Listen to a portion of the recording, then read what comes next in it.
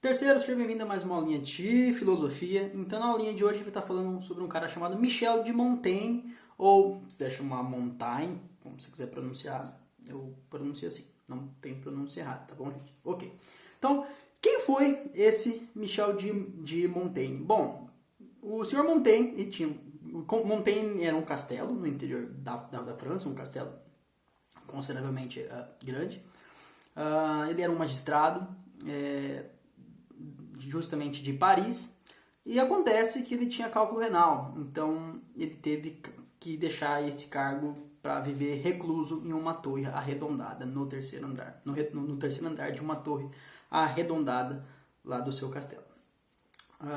E lá ele vai se isolar de certa forma, mas não vai viver 100% recluso do mundo, não confundam com isso. Ele inclusive vai voltar para ser conselheiro lá em Paris em algum momento da sua história, mas o ponto é que durante essa estadia dele, por causa da sua doença, da sua condição por causa do cálculo renal, que tinha muitas dores, ele vai se dedicar dali em diante a ler, escrever a sua obra principal, chamada de Ensaios, e principalmente refletir sobre a vida e sobre como o ser humano é frágil e finito. Então, temos aqui o primeiro conceito para ele. Para ele a vida era finita e frágil e a gente deveria. E essa reflexão, a filosofia era justamente sobre saber como morrer. Era entender a morte, entender que a vida é finita e frágil. Olha que complexo. E simples ao mesmo tempo, né? Então, por que ele vai ter essa postura em relação à vida e morte? Acontece que, justamente por estar inserido aí em uma França do século XVI, tinha acabado de ter um massacre que ele tinha sido contemporâneo a ele. O mundo estava mudando, o mundo estava em transição do pensamento medieval para o pensamento moderno, estava vivendo esse período de grandes mudanças. E, por um outro lado, estava se consolidando esse capitalismo comercial com as grandes navegações, com a subjugação das colônias. Então o mundo era um mundo de mudança, um mundo de incertezas, e ele estava vivendo ali, observando todas as misérias políticas e da sociedade que iriam culminar numa Revolução Francesa em algum momento. Olha aí. Então ele compartilha de muito do pensamento do Renascimento aí, compartilha de pensamento como, por exemplo, de um carinha chamado William Shakespeare. O Shakespeare vai ter justamente vai dar ênfase em Romeu e Julieta sobre a importância das ações individuais, mesmo que de juntar extremos, como é a história de Romeu e Julieta, de juntar as famílias extremas.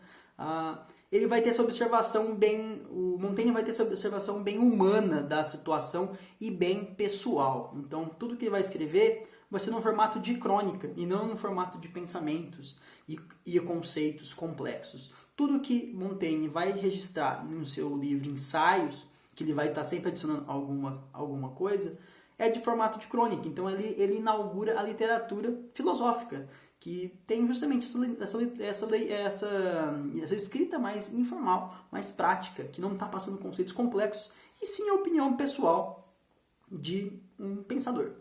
Então a filosofia, para Montaigne, é muito pessoal, muito humana, vai estar sendo pensada o tempo todo de situações bem cotidianas e particulares dele. E ele deixa isso muito claro. E um dos pontos que ele vai dar ênfase também é a importância de estar se indagando e questionando tudo que acontece, que é o que ele faz do ponto de vista dele. Então ele vai dar ênfase na importância disso acontecer. E se isso não acontecer, sem a indagação, não existe o conhecimento.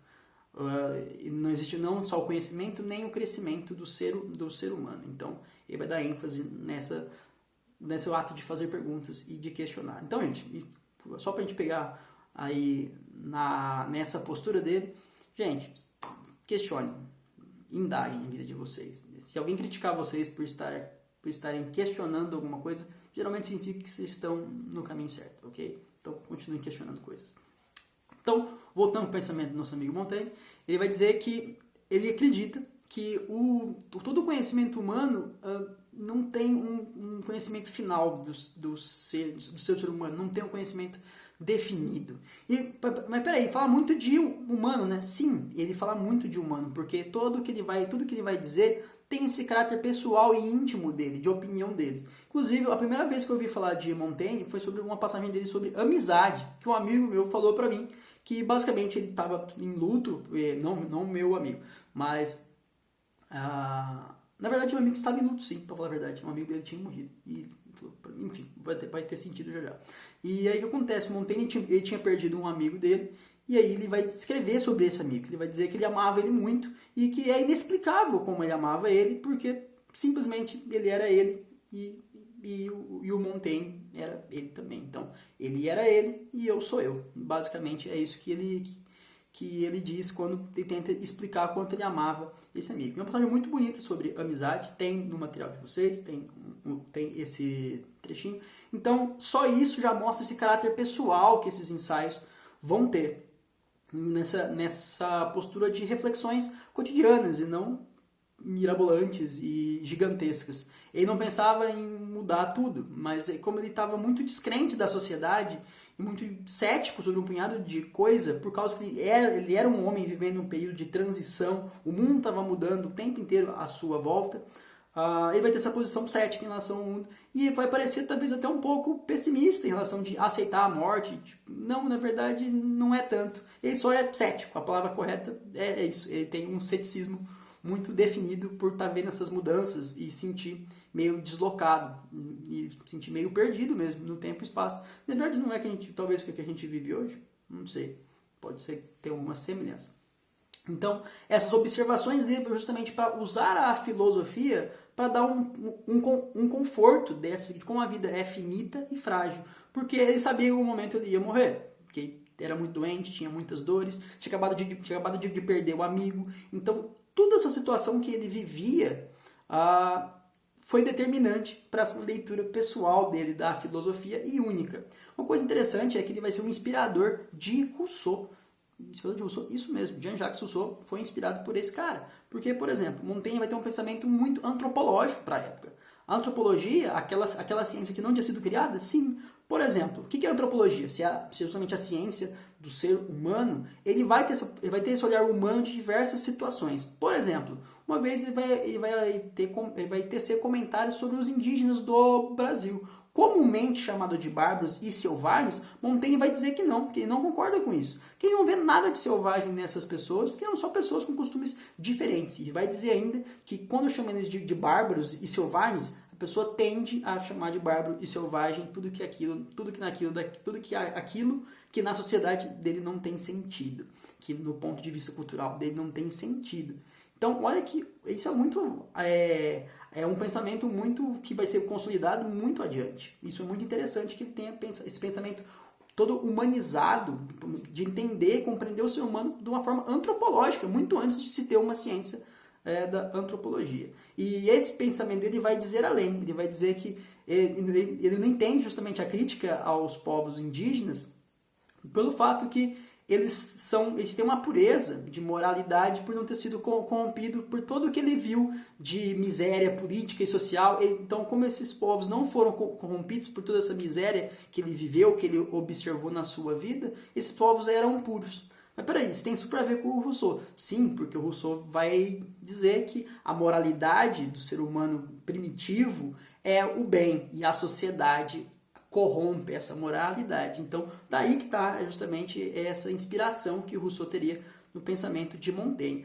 Uma coisa muito interessante que eu acho sobre Montaigne também, que merece nossa atenção, é que ele vai dizer que o ensino para as crianças não deve ser um decoreba, porque só decorar e replicar um conteúdo nada foi aprendido. Então ele vai defender que o conteúdo deve ser explicado e vai ser contra aquele ensino de se decorar para as crianças. Outro ponto interessante também é que ele vai dizer que não adianta nada você ter diversos conhecimentos fúteis em vez de ter um conhecimento de qualidade. Então ele vai ter justamente essa questão talvez de uma aptidão, que ele vai achar interessante que a gente foque em uma aptidão nossa, do que conhecer tudo e ao mesmo tempo não conhecer nada, conhecer uma coisa bem que realmente seja útil.